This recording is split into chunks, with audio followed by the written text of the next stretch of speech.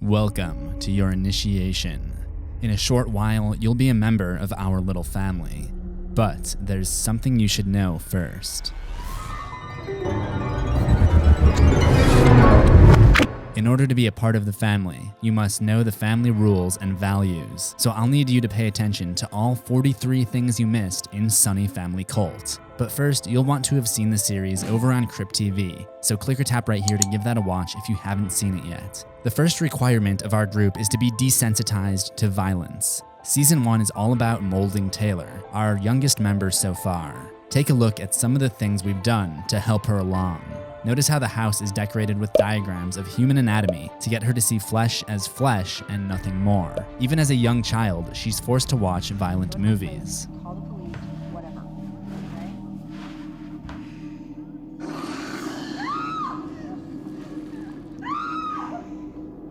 Okay? Not much effort is put into shielding her from the violent ritual taking place downstairs. Come on, go to bed. And that's about all of the protection they give her.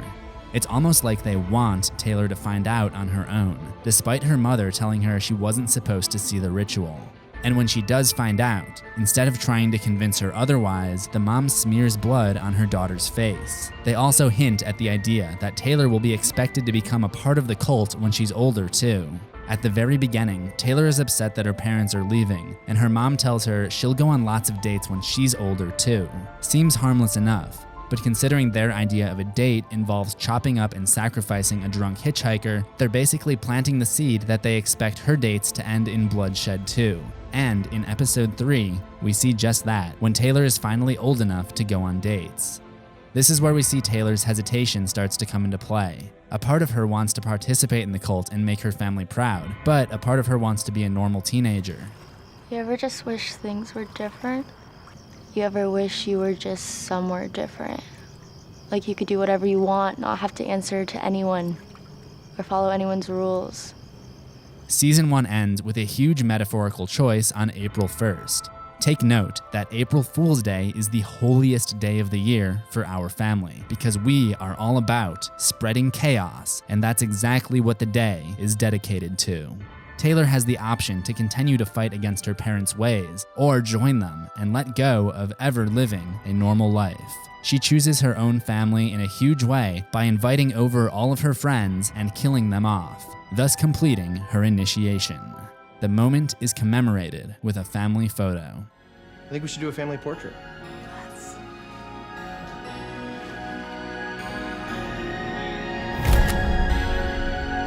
Photos become a major symbol of Taylor's internal struggle between her responsibility for the family and her social life. The family loves to commemorate things with photos. They have like 100 cameras set up in the house, and they have tons of family photos dating back to Taylor's childhood. In season 2, she starts to make a real friend when she grows closer to Jaina, and they take some Polaroid selfies together, which Taylor holds very dear in the same drawer she keeps her diary. The selfie she took with her family is nowhere to be seen. The lesson to be learned? Don't stray from the path set for you, like Taylor did. One thing you can do to show your dedication is get a tattoo of our symbol like Taylor does when she's 16. But if anyone asks, just say you saw it online and it looked cool, because we use the same logo on our calling card, which includes real human blood. The logo itself is a smiley face with a line drawn through the center. I'll get back to the meaning behind that later in this initiation. So that covers season 1 and lesson 1. The development of Taylor from innocent little girl to cold-blooded killer. Lesson 2 is going to be about the true purpose of the cult and a rival cult hinted at in both seasons 1 and 2. But before we get to that, I know you want to hear about those Easter eggs, so here they are. The house is decorated with a lot of repeating symbols, like these owl statues. They could be a link between owls, a nocturnal predator, and the family, who makes all of their kills at night. Also, the killer in episode 2 has an owl tattoo. More on that later. When Taylor finally snaps and kills 4 classmates, you can see the board game Maniac in the background behind her. And when her friends tell her this isn't funny, she replies with, "I think it is," and a book titled Funny Girl can be seen behind her. Then in the classroom, there are some quotes on the wall. Many of them are thematic of the entire series, like this one. It's a quote from Woodrow Wilson. "The seed of revolution is repression." You could apply that to Taylor's struggle between her father trying to keep her in line and her trying to revolt and live her own life. Normal teenager stuff, but there's a lot more on the line when Dad's the leader of a notorious cult. There are other quotes like this about the series in the classroom, but I'll let you check those out for yourself and leave your findings in the comments. Then there's this S.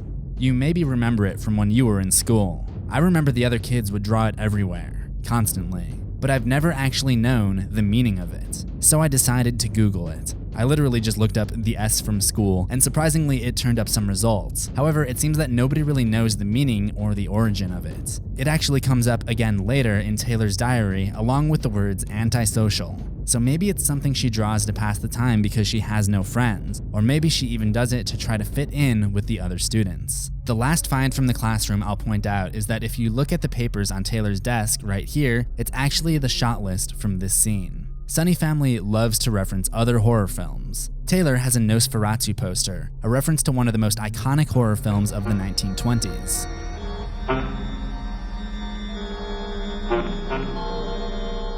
Then, inside the coffee shop, there's a figurine on the counter of Giggles the Clown, another CryptTV property, and Taylor also has a photo of Giggles in her room. Remember Looksy? He's another CryptTV monster that I did a Things You Missed on a couple weeks ago, and a sketch of him can be found in Taylor's diary. There's also a drawing of Mordeo from the Crypt short film, and her bookmark is connected to a small metallic knife, and whatever this thing is.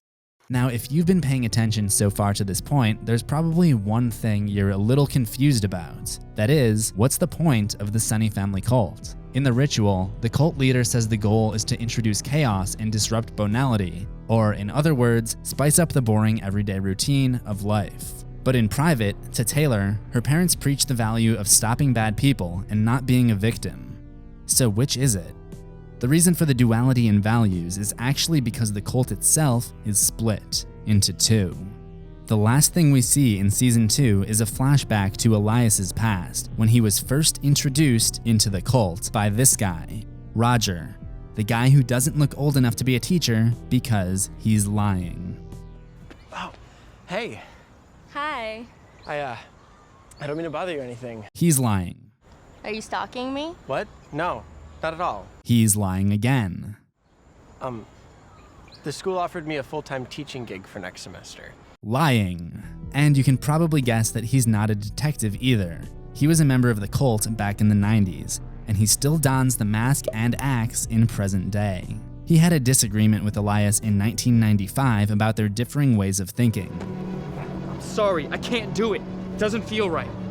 You won't know how it feels until you do it. Trust me, Elias. We're different, Roger. I don't always have to think the same way you do. We're family. Maybe you should start trying a little harder. We don't know exactly what they disagreed on, but what if this split resulted in 2 chapters of the cult, one led by Elias and the other by Roger? What if that's why Elias's cult is dedicated to stopping bad people and avoiding victimization, while still sharing the motto about chaos and disrupting banality carried over from the original cult it branched off of? That could explain why members of Elias's cult are so different from meeting to meeting, because he's always getting rid of people who don't see eye to eye with him. That could also mean the copycats in episode 2 might not be a copycat at all, but rather a member of the original chapter of the cult. Maybe Elias's group are the real copycats here. But what was this big disagreement that caused the cult to split? Our only clues are in each of the victims. Let's break them down one by one. The first victim is just a drunk hitchhiker. You could argue that he's guilty for public intoxication, but this guy probably won't give us any other clues about what caused the split. Episode 2, however, shows the family taking out the copycat cult member, who again could be from the original cult. They tell this guy that he's being taken out for going after children, and there's one shot in particular that seems to suggest he might also be taking part in some cannibal activities, though it's never said for sure. These 2 ideals may have contributed to the breakup, but it's also pretty clear that the victim during the big disagreement in the 90s is not a kid, so there are most likely other points they disagree on as well. The victim in episode 3 doesn't appear to be doing anything wrong, however, pay attention to this line. I wish that I could teleport or something. Ooh, or not live in a dorm. So, this guy is in college. It's later revealed that Taylor is only 16 at this point because her next birthday in the series is her 17th birthday. Most likely, this guy is on the hit list because of that. We don't know what any of the 4 classmates killed in episode 4 did, if anything, but it certainly brings what the mom said about killing bad people into question. In season 2, Taylor meets her best friend Jaina, and shortly after, Jaina's boyfriend Lance is murdered by what we can almost confirm is Roger, or at the very least, someone from Roger's chapter of the cult. Not long after, an arm is found in the woods, and shortly after that, a seemingly matching body is spotted by Taylor's classmate, Allie-Ann. I think the assumption is that it belongs to Lance. However, upon closer inspection, the arm is wearing long red sleeves that Lance didn't have at the time of death. But then, upon closer inspection, Lance does have a red jacket in hand just before he's killed. So maybe the killer put the jacket on him before dismembering the arm and dumping the body. I'm not sure why though. The guy who's killed for deserting the family makes sense for both chapters of the cult. They can't have former members walking around who could possibly talk. But the death of the high-powered attorney described to Allie-Ann and her friends by the barista from the coffee shop offer up some more insight. Supposedly, she was crooked, so she got stabbed to death by the Sunny family cult and dumped in the lake. We don't know how long ago that was, only that the barista says he hadn't seen the symbol in a long time.